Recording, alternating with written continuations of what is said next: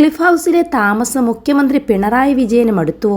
തുടർച്ചയായി രണ്ടാം വട്ടവും മുഖ്യമന്ത്രിയായ പിണറായി ഈ വീട്ടിൽ 7.5 കൊല്ലത്തിലധികം തുടർച്ചയായി താമസിച്ചു. നീന്തൽക്കുളവും കാലിത്തൊഴുത്തുമെല്ലാം ലക്ഷങ്ങൾ മുടക്കി പണിതു. ഇപ്പോൾ ചാണകക്കുഴിക്കും പണം മുടക്കാൻ പോകുന്നു. അതിനിടെ ക്ലിഫ് ഹൗസിലെ സുരക്ഷിത താമസം തന്നെ ചോദ്യമായി ഉയരുകയാണ്. ഈ വീടിന് ബലം പോരെന്നാണ് റിപ്പോർട്ട്. ഇതിൻ്റെ അടിസ്ഥാനത്തിൽ പൊളിക്കണോ വേണ്ടയോ എന്ന ചർച്ചയാണ് ഉയരുന്നത്.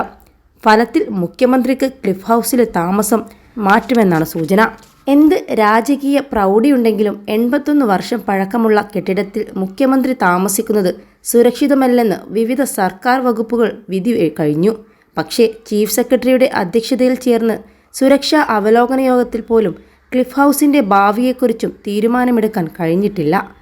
തീർത്തും ദുർബലമായ അവസ്ഥയിലാണ് തിരുവനന്തപുരം നന്ദൻകോട്ട് ക്ലിഫ് ഹൗസ് എന്നാണ് റിപ്പോർട്ട്. +2 ഡിഗ്രി കഴിഞ്ഞവർക്ക് വേൾഡ്സ് ഫസ്റ്റ് AR/VR ക്ലാസ് റൂമിലൂടെ സ്മാർട്ട് ഫോൺ എഞ്ചിനീയർ ആവാം. കൂടുതൽ അറിയാൻ വിളിക്കൂ ബ്രിഡ്കോ ആൻഡ് ബ്രിഡ്കോ. വൈദ്യുതിക്കും വെള്ളത്തിനുമുള്ള കണക്ഷനുകൾ മാത്രമല്ല, കെട്ടിടം ആകെയും പഴക്കം ബാധിച്ച അവസ്ഥയിലാണെന്നാണ് സൂചന. തടി കൊണ്ട് പണിതിട്ടുള്ള തറയും തട്ടുമെല്ലാം പലയിടത്തും പൊളിഞ്ഞ് ഇളകി. ഇതുകൊണ്ടുള്ള അപകട സാധ്യത കൂടുന്നത് വൈദ്യുതി കണക്ഷനുകളാണ്. സുരക്ഷയ്ക്ക് ഏറ്റവും പ്രാഥമികമായി വേണ്ട ENCP സംവിധാനം ക്ലിഫ് ഹൗസിൽ ഇല്ല.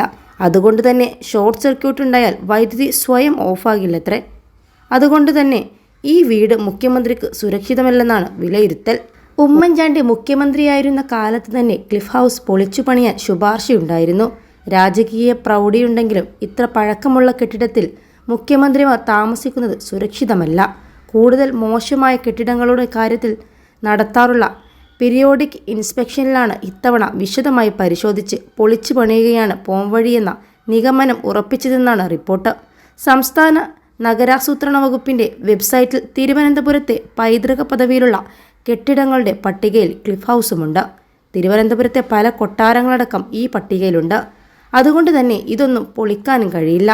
EMS നമ്പൂതിരിപ്പാടായിരുന്നു ക്ലിഫ് ഹൗസിലെ ആദ്യ മുഖ്യമന്ത്രി. K കരുണാകരനാണ് ക്ലിഫ് ഹൗസിൽ വളപ്പിൽ നീന്തൽക്കുളം നിർമ്മിച്ചത്. മുഖ്യമന്ത്രിയായിരിക്കെ കുറച്ചുകാലം ഉമ്മൻചാണ്ടിയും AK ആന്റണിയും സ്വന്തം വീടുകളിൽ താമസിച്ചിരുന്നെങ്കിലും പിന്നീട് ക്ലിഫ് ഹൗസ് തന്നെ ഔദ്യോഗിക വസതിയായി തിരഞ്ഞെടുക്കുകയായിരുന്നു.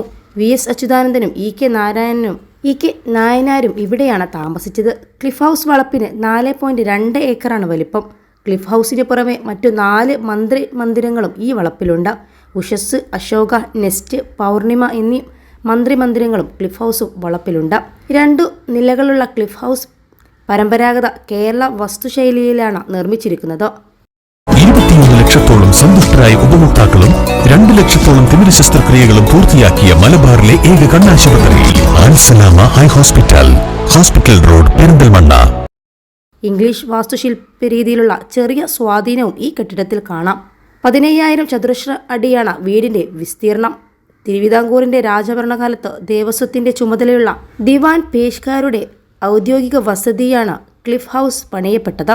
തിരുവിതാംകൂർ ദേവസ്വം ഓഫീസ് നന്ദൻകോട് സ്ഥാപിക്കാൻ തീരുമാനമെടുത്തതിനാൽ പേഷ്കാരുടെ ഔദ്യോഗിക വസതി അതിനടുത്താകണമെന്ന് തീരുമാനിക്കപ്പെടുകയായിരുന്നു.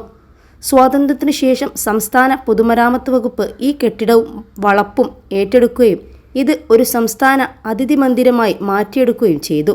1956 ഇത് മന്ത്രി മന്ദിരമായി. 1957 കേരള സംസ്ഥാനം രൂപീകരിക്കപ്പെട്ടപ്പോൾ ആദ്യ മുഖ്യമന്ത്രിയായ EMS നമ്പൂതിരിപ്പാട് ഈ വീടിൻ്റെ സ്ഥാനത്തിനുള്ള മെച്ചം ചൂണ്ടിക്കാട്ടി തിരുവിതാംകൂർ കൊച്ചി മുഖ്യമന്ത്രിമാർ ഔദ്യോഗിക വസതിയായി ഉപയോഗിച്ചിരുന്ന റോസ് ഹൗസിന് പകരം തൻ്റെ ഔദ്യോഗിക വസതിയായി തിരഞ്ഞെടുക്കുകയായിരുന്നു.